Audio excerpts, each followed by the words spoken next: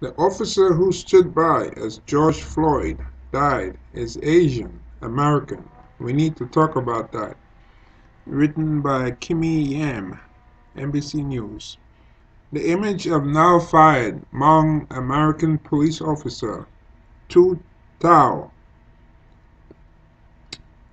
standing with his back turned as George Floyd died last Monday in Minneapolis police custody has ignited a discussion around how to approach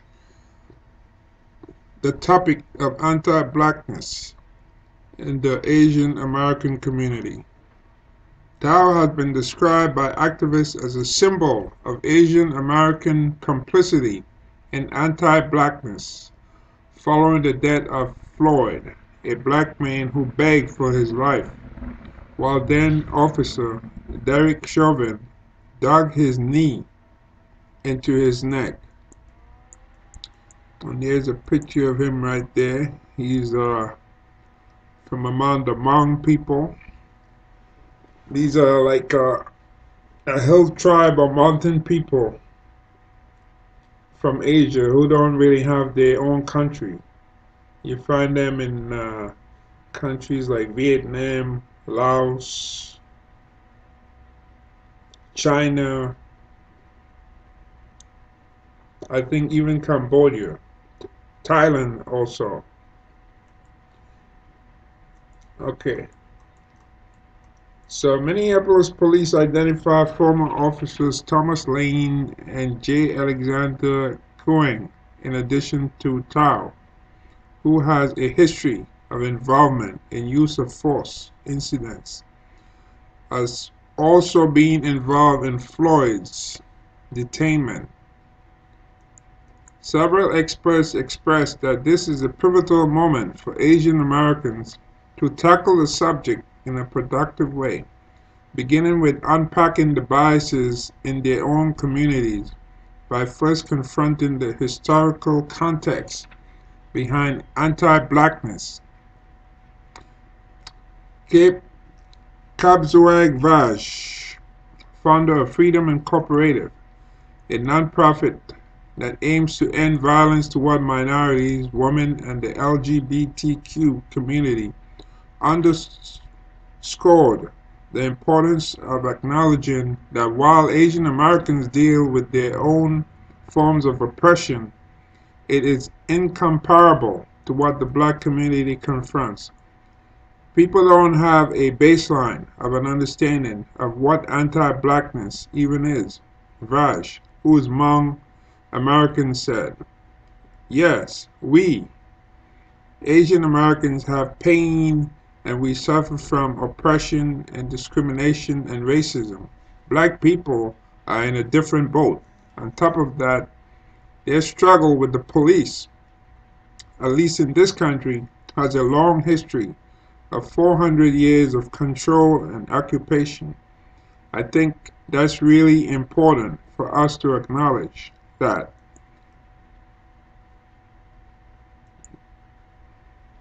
Okay. So this is interesting. Let me see if I can get that article back. Yeah. So tensions between the black and Asian communities have long existed. The strained relation stem in part from being set in opposition to one another throughout American history, Vash said. One of the most glaring examples is the Los Angeles riots that followed the acquittal of 4 white police officers for use of excessive force in the videotaped beating of Rodney King, a black construction worker. Businesses sustained roughly $1 billion in damage, with roughly half being Korean-owned. Divisions between immigrant Korean business owners and their black customers widened. The organizer, who comes from a refugee family herself, said she can look back to as recently as her own people's history journey in the U.S. as evidence. When America resettled Southeast Asian refugees following the Vietnam War, many were placed in poorly funded urban areas with little infrastructure, such as Long Beach and Stockton, California, or the Bronx, New York, where black and brown communities had already existed.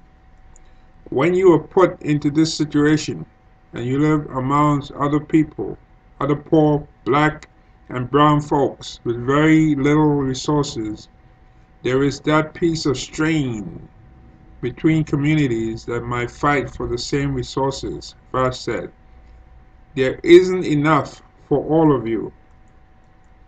Moreover, resettlement efforts did not include sufficient introductions between refugees and the communities they now inhabited. First said, the information that was fed to the new immigrants often did not humanize communities of color, she added. So I guess that comes down to these are bad people, these black people. So these Asians, they come into America already with a certain construct or concept of black people, you know? Like, oh yeah, these people are bad. Everything you have learned through the lens of white supremacy. And this is what this country is built on, Vash explained. Even now, the organizer said she has received abusive comments and criticism from some members of her community for standing with the black community. Ellen Wu, a historian and the author of The Color of Success, Asian Americans and the Origins of the Model Minority, overlap many of Vash's thoughts. She noted, white supremacy has historically fed on the exploitation and destruction of the black community. As Asian Americans began to arrive in the United States, white supremacy targeted the group as well. The government passed racist legislation like the Chinese Exclusion Act and fewer movements like anti-Japanese movement of the early 1900s. But Wu explained that as time went on, white supremacy took on other forms, fearing that anti-Asian racism could jeopardize the United States' place as a leader on the world stage and impede imperial expansion abroad. White liberals sought to dismantle Asian exclusion legislation and practices during and after World War II. In other words, they expected a geopolitical payoff to recognizing Asian Americans as model citizens, Wu said. In the 1960s, white liberals wielded the model minority stereotype to stifle black social movements, using Asian Americans as proof of meritocracy and equal opportunity for people of color. As she mentions in her book, politicians weaponized Japanese American success stories after World War II as a tactic in reframing Japanese American incarceration and weakening the civil rights movement. Compliance with, rather than opposition to the state, would bring rewards, the politicians hoped to show. The insinuation was that hard work, along with unwavering faith in the government and liberal democracy, as opposed to political protest, were the keys to overcoming racial barriers as well as achieving full citizenship, Wu wrote. The evolving forms of white supremacy, Wu said, gave Asians more space for social mobility. These gains, however, have come at a cost, complicity with white supremacy. Wu noted that Asian Americans have had a complicated history of both mobilizing for and against the interests of black and other communities of color. Many Chinese Americans advocated on the behalf of Peter Liang, an NYPD officer who fatally shot Akai Gully, a 28-year-old black father, in 2014. They rallied around Liang, describing him as a scapegoat by prosecutors, instead of demanding justice for Gully and others who faced police brutality. Wu said, conversely, the hashtag Asians for Black Lives movement from the Bay Area stood in solidarity with Black Lives that same year. Other historic movements, including the farm workers movement in the 1960s, led in part by Filipino farm workers like the legendary Larry Itliong, who, with Latino workers, organized the historic Delano Great Strike. Wu also clarified that Asian Americans are a diverse group, with subgroups that have a range of power and privilege. Since their initial resettlement roughly 45 years ago, Southeast Asians, including Hmong, have dealt with the pains of impoverished neighborhoods and inadequate support under the backdrop of existing racial injustice. Kuyang Din, the executive director of Southeast Asia Resource Action Center, said, inequities linger to this day. A report published by the center showed that Hmong Americans have public health insurance enrollment rates similar to Black Americans at 39% and 38%, respectively. When looking at education, nearly 30% of Southeast Asian Americans haven't completed high school or passed the GED. In comparison, that's more than double the national average at 13%. When aggregated data lump our unique stories into the false myth of one thriving model minority, the lived experience of entire communities are rendered invisible, Ding said. This perception dilutes and dismisses the urgent need for more resources and support for Southeast Asian American refugee communities, and it hides the systemic barriers our families have been forced to overcome for the last 45 years. Other advocates admitted that anti-blackness is a necessary but uncomfortable topic for many in the community to crack open. Deepa Iya, author of We Too Sing America, South Asian, Arab, Muslim, and Sikh immigrants shape our multiracial future, and racial justice advocate, said Asian Americans should interrogate the impact of policing and incarceration in communities of color and Black communities in particular. Research shows that for Black men, there is a 1 in 1,000 chance of being killed by police over the course of their lifetime. In comparison, the average lifetime odds of being killed by police in the general population are an estimated 1 in 2,000 for men and roughly 1 in 33,000 for women. Let's not forget that state violence in the United States has affected Asian Americans too, Iya said. She pointed out that in 2006, a Minneapolis police officer, Jason Anderson, shot and killed a 19-year-old Hmong American, Fong Lee, who had been riding a bike with friends. An all-white jury ruled that Anderson, who claimed he saw Lee with a gun, did not use excessive force on the team, and exonerated him.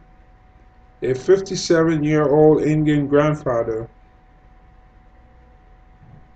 Suresh Bahai Patel, let's see here, let's just spam, okay. A 57-year-old Indian grandfather, Suresh Bahai Patel, was slammed to the ground and left partially paralyzed by Alabama officer Eric Parker during a visit to his son's family. See this? A 57-year-old man. What kind of danger would a 57-year-old grandfather face? You have to ask yourself. Indian grandfather. Hmm? While incidences of police brutality against Asian Americans do not occur with the frequency they do against black people, we cannot deny that police brutality and discriminatory policing targets black and brown bodies at disproportionate and alarming rates. Iyer said. In addition to providing some historical perspective, Wu said Asian Americans can remind their own communities that many privilege they take part in came as a result of black movements, which is true, but you argue that with some Asians and they don't want to admit it, or they seem to be clueless, because and this is me talking here, not reading from the article, if you look at the civil rights movements, that was passed, civil rights law, whereby Jim Crow was dead and so forth, like in the South, all that stuff. 1964, right, where it became illegal to treat people differently, to say, well, you have to sit in the back of the bus. You can't drink from this water fountain, a white water fountain. That was 64. Then after that came the 1964 Immigration Act. And that act allowed many people to come into this country. And that's when Asians were allowed to come in. But before that, you go back to I believe it was the 1921 Immigration Act. And that one basically excluded many people from coming to this country, even people from Eastern Europe, even from countries like where Trump's wife came from, Slovenia, I think she came from, even countries like that, because according to policy back then, those people in Eastern Europe, they didn't have anything in common with the Northern European culture that started this country, like the British, for example. You're talking about the French, Norwegians, Swedish, those people up in the northern part of Europe. Even Italians were excluded. I believe there was an article that said when Italians finally became white. That was in the New York Times a while ago. So see, so yeah, so this is true what you're saying here. And I'm going to read it again. In addition to providing some historical perspective, Wu said Asian Americans can remind their own communities that many privilege they take part in came as a result of black movements. You see? So remind yourself, if it were not for all these people, all these black people going out there being hosed down, you didn't see Asians out there in those days. Yeah, of course, we had a smaller percentage of Asians, but we always had Asians around, like on the West Coast and in New York and so forth. But if it were not for those people going out there and changing the culture and allowing for the Immigration Act to change, you wouldn't have all these Asians that came to America in the 70s, later on in the 80s and so forth, the waves of Asian immigration from China and Southeast Asia, even India. Most of those people will never be here if it were not really for the black movement and the civil rights movement.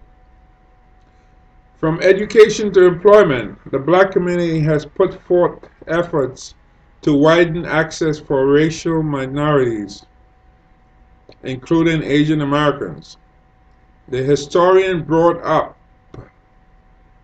that black Americans mobilized during World War II to pressure President Franklin D. Roosevelt to establish the Fair Employment Practices Committee.